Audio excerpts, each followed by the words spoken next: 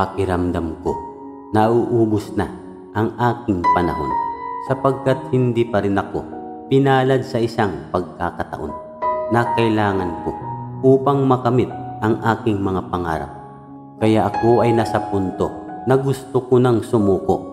Sinubukan kong kalimutan na lang ang mga bagay na aking hinahangad. Ngunit mas lalo lang akong naaakit sa tuwing paulit-ulit kong nakikita ito. Kaya't nakiusap sa Diyos na alisin na lamang ang mga damdaming ito sa aking puso kung hindi ako karapat-dapat sa mga bagay na hinahangad ko. Gayunpaman, hindi niya ito inalis at nananatili pa rin ito sa aking puso.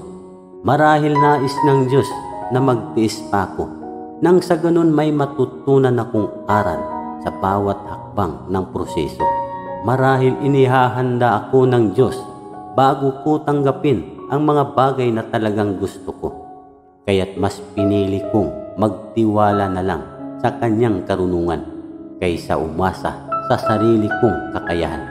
Mas pinili kong ipaglaban na lang ang aking mga pangarap kaysa bitawan ko ng tuluyan.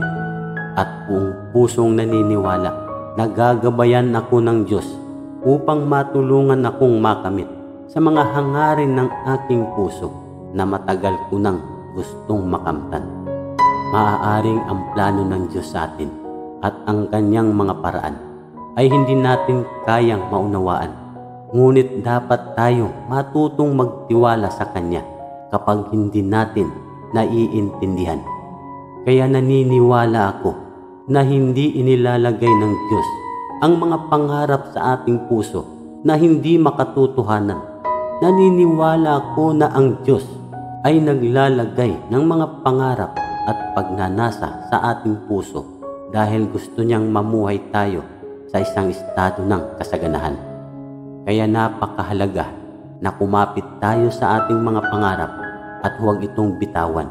Ipaglalaban natin ito ng buong puso at huwag sukuan kahit mahirap pa ang mga pagsubok na kailangan nating pagdaanan. Ang Diyos ay naglalagay ng isang espesyal na hiling sa iyong puso dahil Siya ay may magandang plano para lamang sa iyo. Binigyan ka rin niya ng mga espesyal na kakayahan at talento.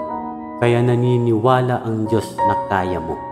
At iyon ang dahilan kung bakit mahalagang magtiwala ka rin sa sarili mo.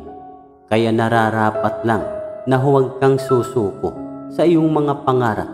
Sa halip magtiis, magsumikap, magsakripisyo, magtiwala sa kanyang plano at kilalanin ang kanyang presensya sa bawat hakbang ng proseso. Kung naniniwala ka sa Diyos na magagawa niya ang lahat ng bagay, dapat maniwala ka din na kaya din itong tuparin ang iyong mga pinapangarap na Siya mismo ang nagbigay. Kaya napakahalaga na maging matyaga kapag hinihiling natin sa Diyos ang mga bagay na gusto natin.